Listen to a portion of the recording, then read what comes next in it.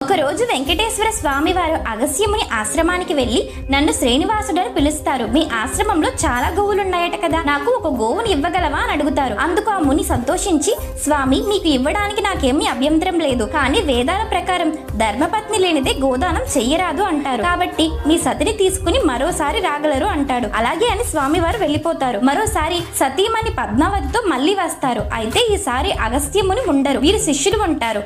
అప్పుడు ఆ శ్రీనివాసుడు ఇలా అంటారు, మీ గురువు గారు నాకు గోవుని ఇస్తానని మాట ఇచ్చారు. ఆయన నన్ను సతీ సమేతంగా రమ్మన్నారు. ఇదిగో నా భార్య పద్మావతితో వచ్చాను అనగా ఆ శిష్యుడు, మా గురువు గారి అనుమతి లేనిదే గోవునివ్వడం కుదరదని చెప్తాడు. దాంతో ఆగ్రహించిన శ్రీనివాసుడు తన కొండ వైపు గబగబా నడుచుకుంటూ వెళ్ళిపోతాడు. అయితే కొంతసేపటికి వచ్చిన అగస్త్యముని విషయం తెలుసుకుని గోవును తీసుకుని శ్రీనివాసుడు వెంటపడతారు. ఆ ముని శ్రీనివాసుడితో, స్వామి గోవు ఇందా గోవు ఇందా అంటారు. గోవు అంటే ఆవు, ఇందా అంటే ఇదిగో అని అర్థం. అప్పటి నుంచి గోవింద